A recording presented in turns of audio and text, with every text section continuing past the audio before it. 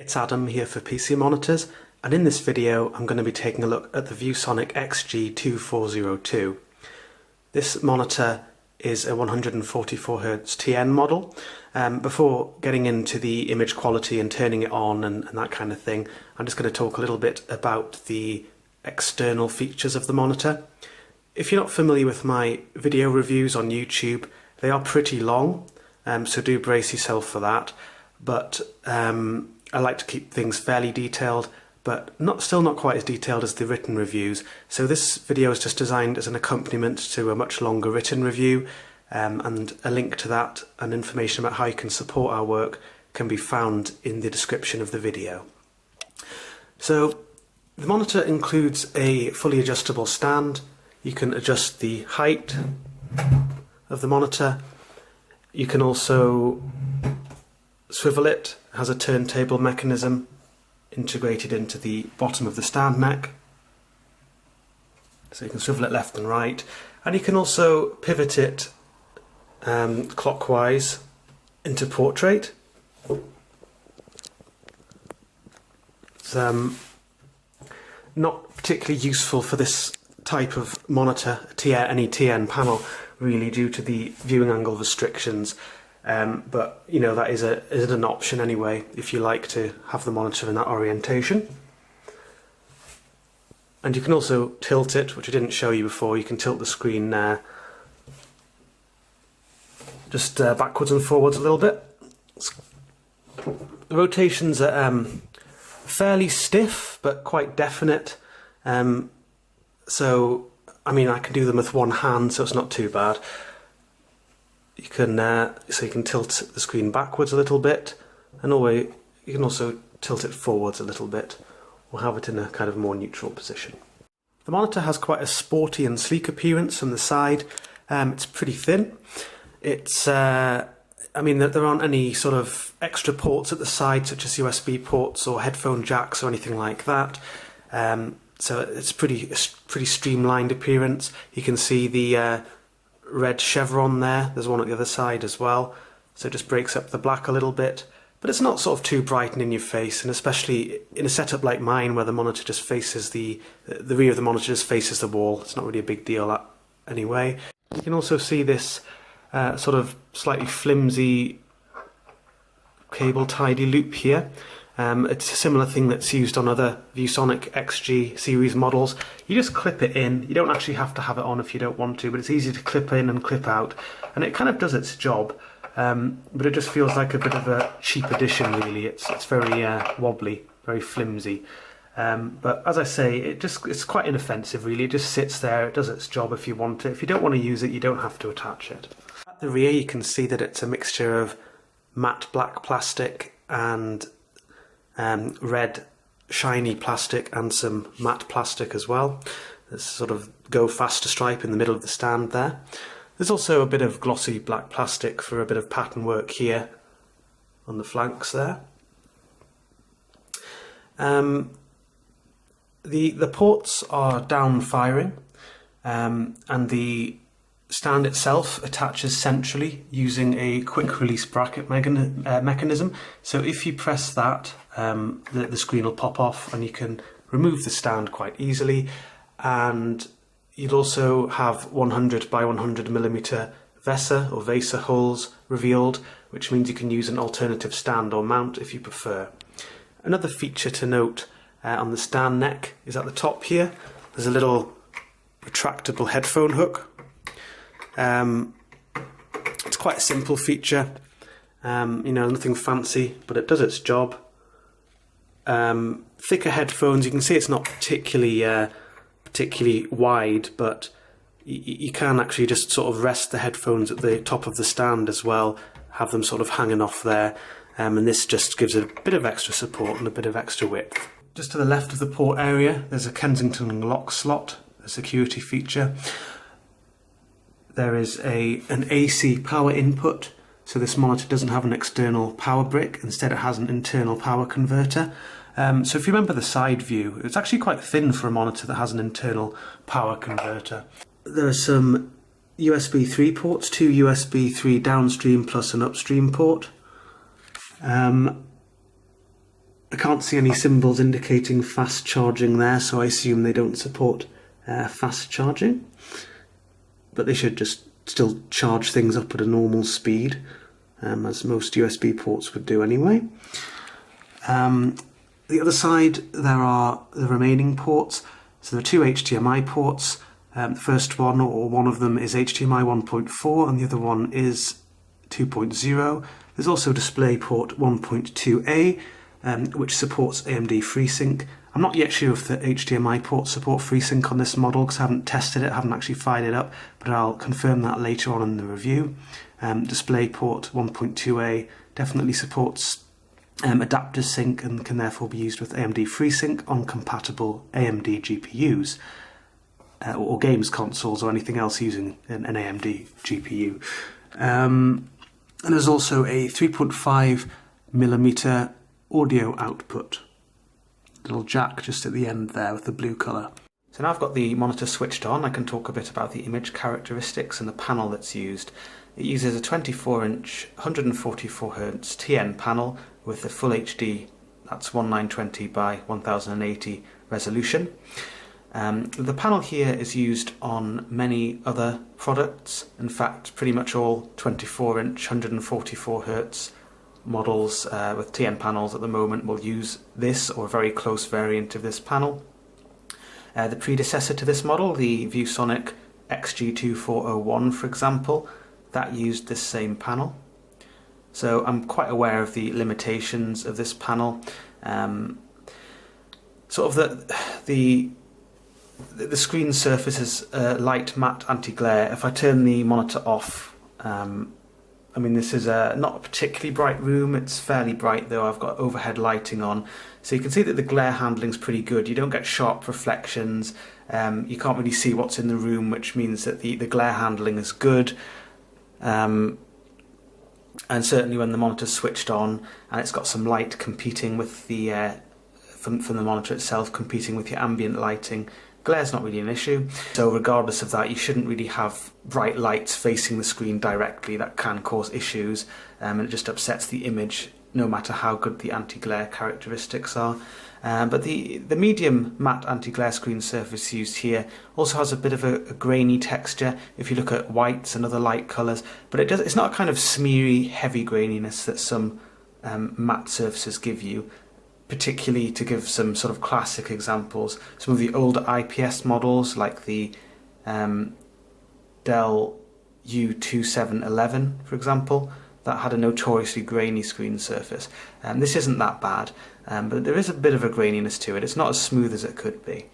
The resolution, Full HD, 1920 by 1080, 24-inch screen. So the pixel density is not astronomical, it's not amazing, certainly by modern standards. It's sort of reasonable, so it doesn't give you a massive amount of real estate on the desktop to work with either. I've used a lot of WQHD and UHD models recently which give much better workspace and better pixel densities for most screen sizes as well. But you know, it's not awful. It's you know, it is what it is, and it is quite a relatively easy resolution to run when you're gaming as well, which is something that appeals to users who want to drive good frame rates in their games. I'm now going to talk a bit about contrast performance. I'm in a dark room, which just helps highlight some of the weaknesses and helps me talk about them. I'm on Dirt Rally, and this is a good game for testing contrast because it has what should be very dark, deep dark scenes. Now, this model has some issues with its static contrast.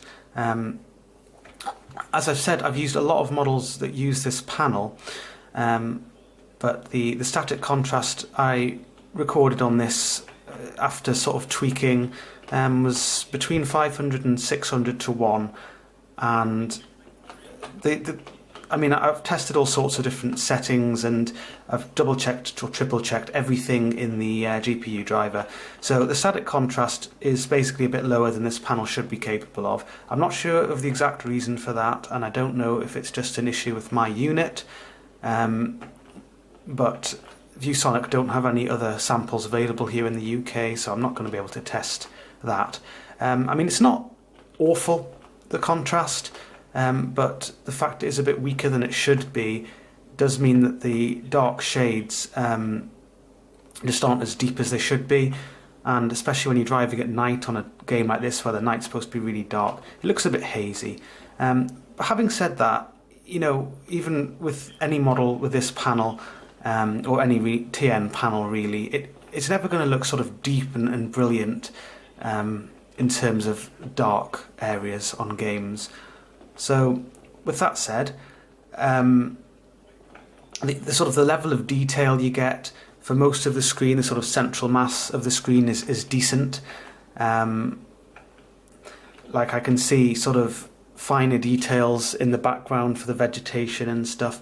It doesn't have IPS glow or anything like that, so you can still see some sort of minor details peripherally. But being a TN model, one of the weaknesses it does have is that perceived gamma is affected by, affected by my driving. No, it's affected by the viewing angle weaknesses. So from a normal viewing position, the perceived gamma is it's higher up the screen and lower down the screen. So what that means is shades look deeper than they should higher up. They look lighter than they should lower down. And even if you calibrate the screen perfectly, you're only calibrating the center. So for dark scenes like this, the top of the monitor, I mean, it doesn't necessarily come out on the video, but the top of the monitor looks quite deep and dark. The bottom of the monitor looks kind of washed out and flooded. The middle looks, you know, more or less as it should. But as I've said, there are some weaknesses in static contrast, so it doesn't exactly look brilliant and deep in that respect. I mean, again, these weaknesses, they apply to all TN models, and the contrast performance is certainly not anything to write home about on this model. The screen surface I've already mentioned, it does give a bit of a grainy quality to lighter shades, but it doesn't bother everyone, and it's not awful, as I've said, but you know, personally it's something I'm quite sensitive to. I do prefer lighter matte screen surfaces or even glossy screen surfaces myself, but that's just a personal preference I have. I'm now going to talk about colour reproduction. I'm not going to jump into a game just yet, I will shortly, but I thought I'd start with the Lagom website because this is a brilliant sort of utility for helping reviewers like me in particular to actually talk about some of the strengths and weaknesses in terms of colour reproduction. TN panels such as this, as I've said, there's gamma differences when comparing the top and the bottom of the screen. The Lagom text is a brilliant way of highlighting these differences. It should look a blended sort of grey colour throughout in terms of the striping, but you can see there's a clear green coloration higher up the screen and red lower down the screen. A normal viewing position and normal ergonomically viewing correct viewing position would be a bit less central than this, you'd be a bit higher up, so that sort of reduces the amount of green on this text. Of course in the real world you don't look at Lagom text, but it's just, you know, it's just for highlighting these weaknesses. If you look at colours, for example this sort of pink colour or purple colour, there's quite a striking sort of lilac colour further up the screen, whereas it's much more pink lower down the screen. And if you move your head or I move this camera, you can kind of see that hue shift around as well.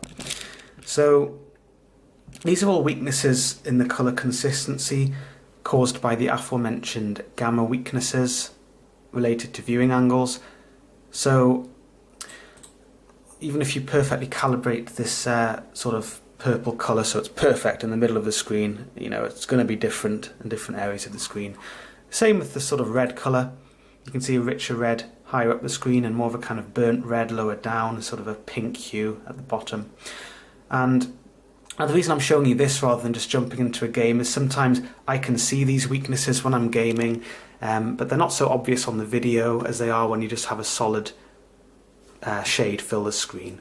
But and I would say the weaknesses aren't as obvious when you're gaming, but to me, I've got a keen eye, I do notice these differences, and I like to talk about them, but it can be a bit difficult to people watching the video thinking, what on earth is this guy talking about? So this is basically what I'm talking about. I'm now on Battlefield 1, and I'm going to talk a bit more about colour reproduction. I've already mentioned the colour consistency issues, and I've kind of got a scene here which highlights them as well. If you look at that brick, for example, you can see it's a fairly deep sort of red colour higher up the screen. Lower down the screen becomes less saturated, more faded, and eventually just kind of looks washed out towards the bottom. To be fair, the camera kind of, in this position, exaggerates the darkness at the top of the screen a little bit, but you know, there are always these weaknesses in colour consistency on TN models. So I'm going to stop talking about colour consistency now. As I've said, I've used a lot of models with this panel, and often they have issues with gamma, which mean that basically the gamma's too low and everything looks washed out, not just at the bottom of the screen, but pretty much everywhere. It just makes things look faded, it makes things look bleached, colours just look completely anemic. It's just not pleasant. Now this model, it offers lots of flexibility in the OSD, so I was able to get the gamma you know, really right where it should be. So that's a very good flexibility to have, and this panel is known to vary between units of the same model even. So the predecessor, the XG2401, the individual unit I reviewed was spot on in terms of gamma pretty much out of the box, and that was fine, but some people got units with much lower than intended average central gamma, so they get this washed out look, and really you need to use an ICC profile to correct that properly. On this model, it offers a lot of different gamma modes, and you can also sort of fine-tune it a little bit with the black stabilizer, I think it's called. So it offers you the flexibility in the OSD, so you don't need to rely on ICC profiles or anything like that. So overall, shades look richer than they do on some models with this panel. The colour gamut is roughly sRGB. There's a tiny bit of extension beyond that, and a little bit below that. I actually measured 98% sRGB, which is perfectly normal for this panel. So it doesn't have the same kind of sort of vibrancy that you'd get from a model with a more generous colour gamut. I'm not necessarily talking traditional wide gamuts like Adobe RGB, which would make a game like this look like a cartoon with extreme oversaturation. But a lot of models these days, well, not a lot, but some models, especially some I've reviewed recently, do have a more generous colour gamut. So they can add a bit of extra richness. The screen surface, if it was a bit lighter, again, that can add a little bit of perceived vibrancy, make things look a little bit more vibrant. And if the colours were more consistent, for example, it was an IPS type panel, then things again would look richer overall, and especially lower down the screen, you wouldn't get that kind of loss of saturation. But I mean, overall, things don't look washed out, which is really good. I mean, the green shades here, for example, some of them look fairly lush. I mean, this isn't exactly the best scene for lush greens, because that's not what's intended here. Sort of the oranges and yellows in the fire in the background, for example, look fairly decent as well. So essentially the colour reproduction on this model is, as far as the panel itself goes, perfectly decent. I'm now going to talk a bit about the responsiveness of the monitor. This is a 144Hz monitor, and I'm currently running Battlefield 1 at around 144 frames a second. Pretty much stable, 144 frames a second at the moment. And what this means is this monitor is able to output 2.4 times as much information every second as a 60Hz monitor can, even when it's running at the fastest refresh rate, the fastest frame rate it'll support. That means that the monitor has a very good connected feel, and what that means is as you're interacting with the game world and moving your character about, you have a certain fluidity, a high level of fluidity, and sort of the level of precision. It really makes lining up your shots that much easier to users who are sensitive to that kind of thing, and it just makes it sort of feel a lot smoother. It's quite hard to explain, but it's certainly something that people can appreciate when they move from a 60Hz monitor to a 144Hz, and they're also running good fast frame rates as well. The other advantage of running a 144Hz monitor at a high frame rate is that it greatly reduces the perceived blur. This is something that's explored in detail in the written review and also in an accompanying article that's linked to there, all about monitor responsiveness. But essentially it reduces the amount of time your eyes spend moving, and it's the movement of your own eyes that actually creates most blur that you see on the monitor. But the other element, which many people will be familiar with, is pixel responsiveness, or pixel response times. On this monitor, they're very good indeed. It really doesn't have an issue with trailing. It also has very well optimized pixel overdrive, so it doesn't have issues with inverse ghosting. I mean, there's a really small amount here and there, not in this particular scene, or not that I can see, but it's just a faint, small sort of whiff of inverse ghosting. It's really nothing that catches the eye, even when I'm specifically looking for it. So really this monitor puts in an excellent 144Hz performance, as good as I've really seen on any 144Hz LCD. The other aspect which makes this monitor good in terms of responsiveness is that it has a very low level of input lag at 144Hz. I mean, for the exact figure, I think it's around 3 milliseconds. That includes the signal delay and an element of pixel response time. The exact figure is shown in the written review. But essentially this makes the monitor very competent for gaming, and really the main strength of this monitor on paper has always been the responsiveness, and in practice is the responsiveness. I've used many monitors that use this panel, and this has really put the panel to the best use I've seen, because it doesn't have issues with pixel responsiveness, it doesn't have issues with inverse ghosting, and it has very little input lag. The other benefit of this monitor is that it offers support for AMD FreeSync on compatible GPUs. As I'm recording this video, as I'm playing this game at the moment, I'm actually using an NVIDIA GPU, so obviously I can't turn FreeSync on because my graphics card doesn't support it, but I have tested this monitor extensively on my AMD GPU as well, and FreeSync works just fine. And if I'm actually running the monitor at, I'm running the game at very low graphics, and that's to make sure it sticks at 144 frames a second. The reason for that, one of the reasons for that is that if there's a misalignment in the frame rate and the refresh rate, so if I put everything on ultra, for example, the frame rate's now dropped a bit. It's sort of, I don't know if you can see that on the video, but it's around 135 frames a second at the moment. That doesn't sound like much of a drop from 144, but what it does is it gives you stuttering. If you've got VSync on, as I do at the moment, or if you turn VSync off, you'll get tearing and you'll get juddering that you'll notice. And it just really isn't a very smooth experience. I mean, it's not terrible. Sensitivity to stuttering and tearing varies, but some users, like myself, really dislike it.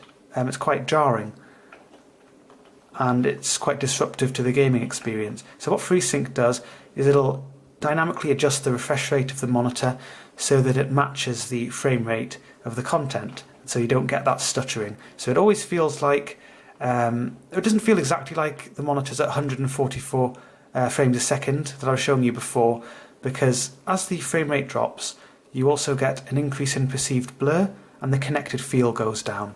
But I mean, these kind of frame rates, you're talking above 100 frames a second, the connected feel and the level of perceived blur, it's both very good anyway. But it is better, the higher the better in terms of frame rate really. And that applies if you've got FreeSync on or not. Now if I were to increase the graphics further, that would decrease the frame rate further.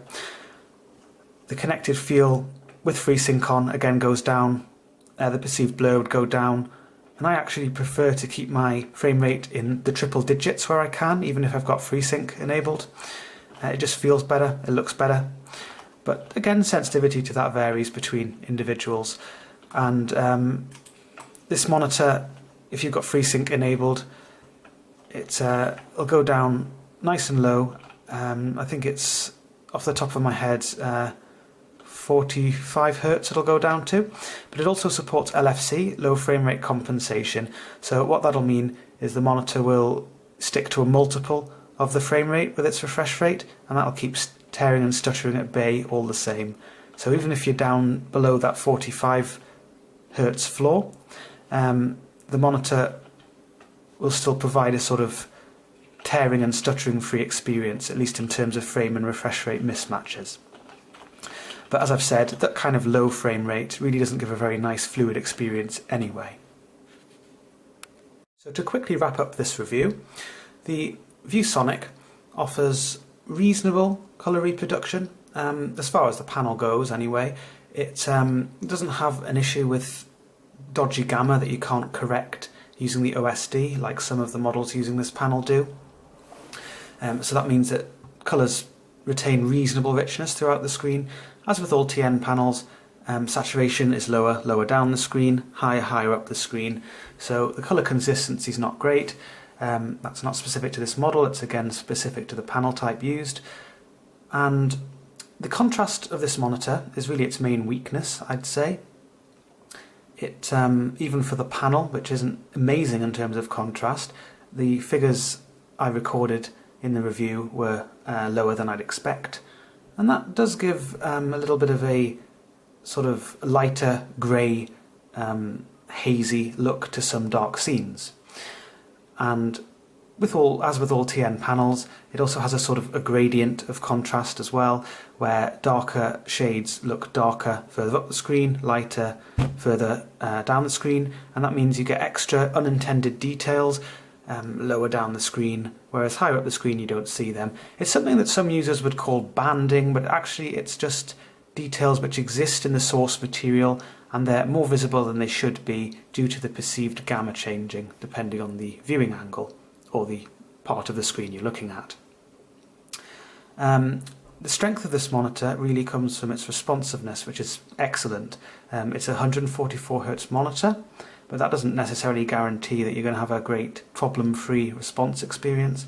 But this model combines that with low input lag and very good pixel responsiveness and well-tuned pixel overdrive that is able to provide snappy pixel responses without horrendous levels of overshoot or inverse ghosting. The other aspect, FreeSync, on compatible AMD GPUs is also a nice little addition.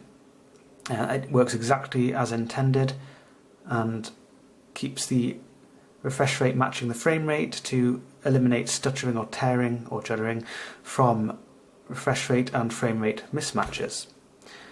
In terms of the build quality of the monitor and the external features, perfectly decent. It doesn't shout sort of gaming monitor. It does have some, you can't really see in this dark room, but it does have some red elements which I went through earlier in the review. It has a fully adjustable stand, and it's pretty solidly built, and you can of course mount it to an alternative 100 by 100mm VESA or VESA compatible mount if you prefer. It's not a particularly expensive monitor. It's a perfectly reasonable price for the panel used, and it's sort of in line with the predecessor as well. So if you're looking for a monitor and strong responsiveness as your primary concern, and you're less concerned about image quality, this monitor could certainly be an excellent choice. If however you are more concerned about image quality, less about responsiveness, then perhaps consider other alternatives. So be sure to check out the full review. There's a link to that in the description, and also information about how you can support the work that we do there.